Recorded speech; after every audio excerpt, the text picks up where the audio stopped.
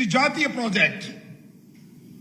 కేంద్ర ప్రభుత్వమే ప్రతి పైసా ఇచ్చి పూర్తి చేసి మీకు ఇస్తుంది అని విభజన చట్టంలో పెట్టారు. అవునా కాదా చెప్పండి. ఇది అంటే ఏమిటి ఈ ప్రాజెక్టు? పోలవరం అనేటువంటి ఒక అద్భుతమైన ప్రాజెక్ట్ తెలుగు రాష్ట్రానికి, ముఖ్యంగా ఆంధ్రప్రదేశ్కి జీవనాడి లాంటి ప్రాజెక్ట్. పూర్తి చేసేటటువంటి బాధ్యత ఎవరిది? ప్రతి పైసా కేంద్రానిది. పునరావాసం కానీ, రీహాబిలిటేషన్ కానీ, వాటర్ కాంపోనెంట్ కానీ, విద్యుత్ కాంపోనెంట్ కానీ ప్రతిదీ కూడా కేంద్ర ప్రభుత్వమే చేసి ఇవ్వాలి. ఇది కదా చట్టం. అవునా కదా? ఎందుకు మనం కట్టాల్సి వచ్చిందబ్బా? చంద్రబాబు నాయుడు గారు 2014లో మీరు ముఖ్యమంత్రిగా ప్రమాణ స్వీకారం చేశారు. 7 గ్రామాలు కలపకపోతే నేను ప్రమాణ స్వీకారం చేయను అన్నారు. కలిపారు. 14 నుంచి 17 వరకు అసలు ఎందుకు ఈ నిర్మాణంలో ముందుకెళ్ళలేదు?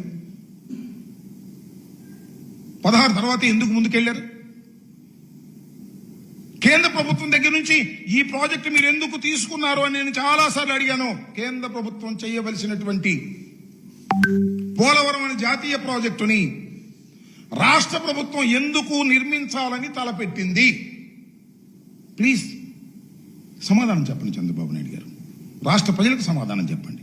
మీరు అధికారంలో ఉన్నప్పుడు చేసినటువంటి గొప్ప పని చరితాత్మకమైన తప్పిదం. నెంబర్ 1 చరితాత్మకమైన తప్పిదం. ఎందుకు చేశారండి మీరు?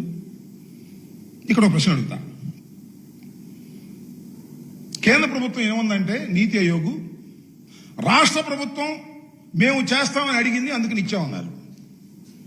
చంద్రబాబు నాయుడు గారు ఏం చెప్పారు తెలుసా అసెంబ్లీలో? అప్పుడు కేంద్ర ప్రభుత్వం మన తీసుకోమంది, అందువల్ల మేము తీసుకున్నాం అన్నాడు. ఇంతవరకు క్లారిటీ లేదు. కేంద్ర ప్రభుత్వం తీసుకోమందా, మీరు అడిగి తీసుకున్నారా? కేంద్రాన్ని అడిగితేనేమో రాష్ట్ర ప్రభుత్వం అడిగింది కాబట్టి మేము ఇచ్చామన్నారు. మిమ్మల్ని అడిగితేనేమో కేంద్ర ప్రభుత్వం తీసుకోమంది, మేము తీసుకున్నాం అన్నారు. ఏంటి కథ? గడ్కరీని వెళ్ళి కలిసామంటారు. ఎందుకు కలిశారబ్బా? కేంద్ర ప్రభుత్వం దగ్గర నుంచి తీసుకోవడం కోసం కలిశారు. ఎందుకు మీరు తీసుకున్నారు? కేంద్ర ప్రభుత్వం చేయవలసినటువంటి ప్రాజెక్టును మీరు తీసుకోవడానికి గల కారణం ఏమిటి? మీరు చెప్పరు, నేను చెప్తా. కొట్టేద్దామని. 1000 కోట్ల రూపాయల ప్రాజెక్ట్ కదా ఇది. బిల్లులు మనం ముందు బిల్లులు మనం పే చేస్తాం రాష్ట్ర ప్రభుత్వం, తర్వాత కేంద్ర ప్రభుత్వం బిల్లులు ఇస్తుంది. సరే తీసుకుంటే తీసుకున్నావు. ఏ రేట్ల మీద తీసుకున్నావయ్యా? నాకు అర్థం కాలేదు. నారా చంద్రబాబు నాయుడు గారు 13, 14 రేట్ల మీదనే చేసేస్తామని 16 తీసుకున్నారు. 16ని కేంద్ర ప్రభుత్వం రాష్ట్ర ప్రభుత్వం చేయవలసిందిగా ఇచ్చింది. ఏ రేట్ల ప్రకారం? 16వ సంవత్సరంలో రేట్ల ప్రకారం కాదు, 13, 14 రేట్లు. ఏంటి కక్కుర్తి? వాళ్ళు చేయాల్సిన దాన్ని నువ్వు చేస్తూ రేట్లు కూడా వెనకటి రేట్లు వేసుకున్నావు. ఏంటి కక్కుర్తి? ఏమి లేదు. కక్కుర్తి అంతా కాంట్రాక్టర్ నీ సొంతంలో పెట్టుకోవాలని, సొంతంలో పెట్టుకుని దానిలో డబ్బులు కాజేయాలి అనేటువంటి, కరప్షన్ చెయ్యాలనేటువంటి ఒక దురుద్దేశమైన ఉద్దేశం. ఇది మా మీద రుద్దేటటువంటి ప్రయత్నం చేస్తున్నారు మీరు. కరప్షన్ కోసం మాత్రమే రాజశేఖర్ రెడ్డి గారు ఈ ప్రాజెక్టుకి పునాదులు వేసి రాష్ట్ర ప్రజల యొక్క సంక్షేమం కోసం, వ్యవసాయం కోసం ఆయన ఈ ప్రాజెక్టుని ప్రారంభిస్తే, జాతీయ ప్రాజెక్ట్ అయినటువంటి పోలవరం ప్రాజెక్టుని కేవలం నీ కరప్షన్ కోసం, నీ డబ్బుల కోసం నువ్వు తీసుకునేటటువంటి ప్రయత్నం చేశావు. టాల్ స్ట్రైక్ మొట్టమొదటి కాంట్రాక్టర్ కాంగ్రెస్ ప్రభుత్వంలో ఇచ్చారు, వాళ్ళ దగ్గర తీసుకున్నావు. అది చిత్రమైన విషయం అంటే నాకు ఎవ్వరికీ అర్థం కానిటువంటి అంశం, చాలా గొప్ప అంశం. అది ఏమిటంటే, మొదటిగా పనులు చేపట్టిన ట్రాన్స్ట్రా ఏజెన్సీ వారు కోరింది తడువుగా 2014-12 రేట్లతో వాళ్ళ అగ్రిమెంట్ అయితే, ఈయన 15-16 రేట్ల ప్రకారం 1332 కోట్లు ఇచ్చేశాడు అన్ని రాగానే. ఎప్పుడు ఈ రేట్లు? 15-16 రేట్ల ప్రకారం ఇచ్చేసాడు వాళ్ళకి. ఎందుకు ఇచ్చావా? వాళ్ళే ఎగ్రి అయిందేమో 11-12 రేట్ల ప్రకారం ఈపీసీకి అగ్రిమెంట్ అయితే, నువ్వు ఎన్హాన్స్ చేసేసి 15-16 రేట్లకి ఇచ్చావంటే సింపుల్ కదా. అర్థం లేదా? ఎవరికైనా అర్థమైపోతుంది కాంట్రాక్టర్కి. కాంట్రాక్టర్కి ఎక్కువ సొమ్ము ఇచ్చావంటే అర్థం ఏంటి? దానిలో నువ్వు కొట్టేద్దామని. ఇది నువ్వు పాల్పడినటువంటి తప్పిదం. ఇలాంటి తప్పిదాలు పాల్పడటమే కాకుండా ఇక లాభం లేదు, అసలు కేంద్ర ప్రభుత్వం దగ్గర నుంచి మనమే మొత్తం తీసేసుకుందాం, తీసేసుకుంటే మన కాంట్రాక్టర్ని పెట్టుకోవచ్చు, పెట్టుకుంటే దానిలో డబ్బులు కొట్టేయచ్చు అని. ఇది నీ దురుద్దేశం, నేను చెప్పింది కాదు ఇది.